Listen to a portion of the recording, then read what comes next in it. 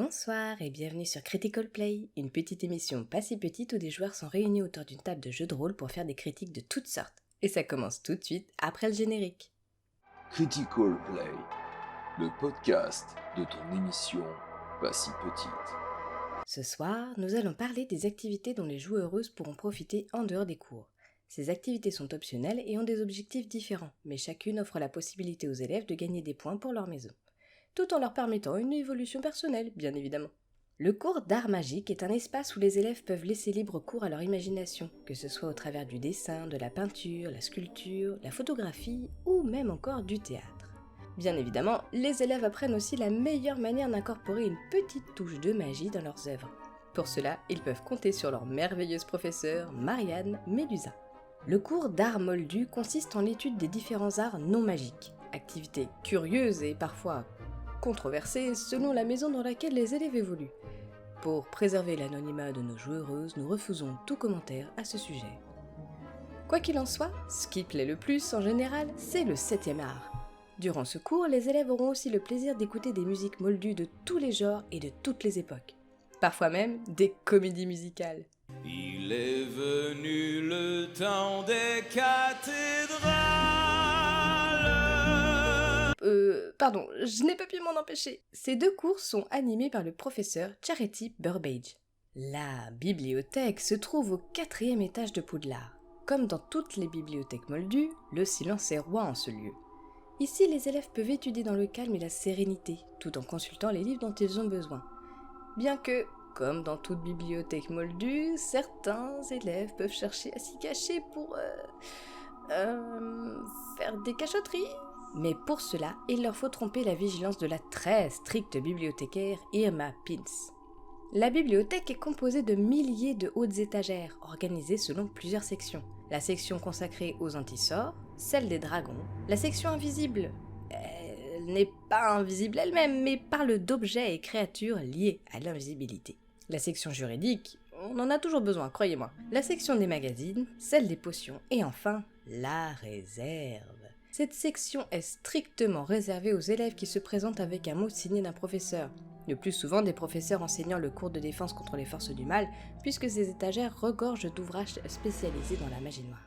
Tous les livres de la bibliothèque sont protégés par des sortilèges ayant différentes conséquences. Cela peut passer d'un petit coup d'électricité dans les doigts de son lecteur à un gros coup sur la tête ou même une tentative de morsure. Irma Pins est d'ailleurs connue pour mettre en place des sorts qu'elle crée elle-même en fonction des ouvrages. Les livres de la bibliothèque peuvent être empruntés, mais certains sont soumis à la condition que la demande de l'élève soit accompagnée d'une note d'un professeur. Le club de duel est une innovation de cette année. Il a été créé et est animé pour votre plus grand plaisir par le professeur Gilderoy Lockhart. Mais comme un duel implique au minima 2 adversaires, le sublime professeur Lockhart est assisté du professeur Severus Rogue. Ce club a pour vocation de mettre en pratique les différents sorts d'attaque et de défense que les élèves ont appris durant leurs cours de défense contre les forces du mal et leurs cours de sortilège. C'est ainsi que, munis de leurs baguettes, les élèves viennent s'affronter en duo, amicalement, bien entendu. En raison des sombres événements de ces dernières semaines, le professeur Dumbledore m'a donné l'autorisation d'ouvrir ce petit club de duel afin de vous former et de vous entraîner au cas où vous auriez à vous défendre, comme cela m'est arrivé maintes et maintes fois. Pour plus de détails, je vous renvoie à mes livres.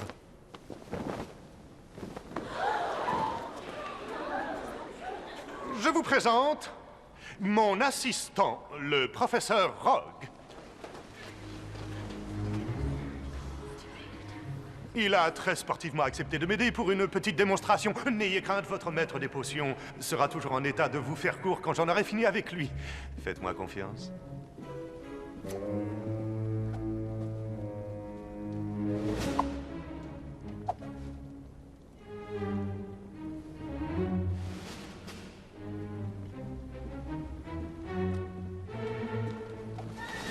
Un, 2, 3. Expelliarmus!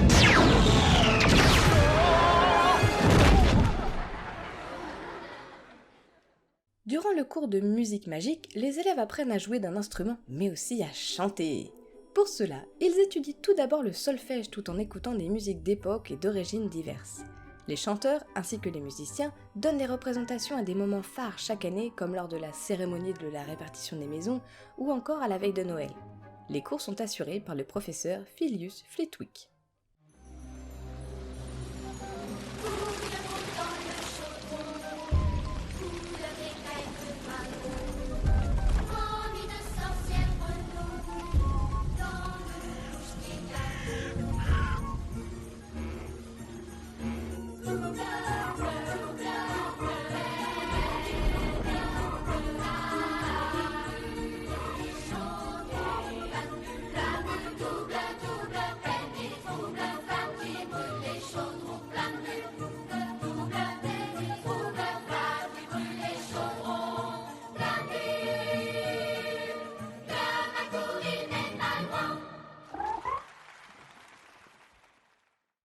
En dehors des activités proposées au sein de Poudlard, les élèves, dès leur 3e année, peuvent aussi profiter de leur temps libre durant les week-ends ou les vacances en allant au village de Préolard. Les élèves de 3e année sont par ailleurs accompagnés par des professeurs pour leur première sortie durant un petit samedi hivernal. Suite à cette toute nouvelle découverte, les élèves peuvent s'y rendre seuls, mais doivent toujours prévenir le préfet de leur maison. Préolard est un petit village sans grande prétention qui s'avère être le seul de toute la Grande-Bretagne à être exclusivement peuplé par des sorciers. On y retrouve tous les commerces utiles comme une poste ou une gare, ainsi que 2 auberges nommées la Tête de Sanglier pour l'une et les 3 Balais pour l'autre. La première auberge se situant dans une rue transverse du village, l'établissement est donc moins fréquenté que son concurrent. Son manque de clients, et par conséquent de revenus, ne permettent pas à l'aubergiste d'apporter les rénovations dont son établissement aurait pourtant grand besoin. Les 3 Balais, quant à elles, se situent dans la rue principale et attirent bien plus l'œil des passants, ainsi que leur odorat grâce à sa fameuse recette de bière au beurre. Pour les élèves qui souhaiteraient profiter d'une ambiance plus intimiste, ils peuvent se rendre juste à côté, au salon de thé de Madame Piédolu. Mais les plus gourmands ne manquent pas de s'arrêter en premier dans la superbe boutique de Honedux pour y déguster gâteaux, glaces et confiseries. Je vous rassure, il existe aussi d'autres boutiques que des commerces alimentaires dans ce beau village de Préolard. Les passants peuvent notamment y trouver le magasin de prêt-à-porter Gai Chiffon ou bien le magasin de vente et de réparation des objets magiques. Pour les élèves ne recherchant rien de mieux que l'excellence pour leur rédaction, ils peuvent se rendre dans le magasin de plumes Scribe & Pen, où ils peuvent trouver des plumes et des parchemins de qualité. Et pour les élèves ne recherchant rien de mieux que de s'attirer des ennuis, ils peuvent acheter des petits accessoires, nous dirons, humoristiques, dans l'extravagante boutique de farce et attrape magique Zonko. Notre petit tour des activités extrascolaires est terminé, j'espère que cela vous a plu. Si vous aimeriez avoir des informations plus précises sur une de ces activités, n'hésitez pas à les noter en commentaire. J'entends ici certains et certaines d'entre vous s'offusquer parce que je n'ai pas encore parlé de l'incontournable sport de Quidditch. Eh bien, je tiens à vous rassurer, c'est parce que notre prochain podcast sera entièrement consacré à ce sport. Si vous avez aimé ce petit podcast, n'hésitez pas à cliquer sur le petit pouce bleu, à vous abonner et à mettre la cloche. Et pour nous soutenir, vous pouvez faire un petit tour sur notre Tipeee.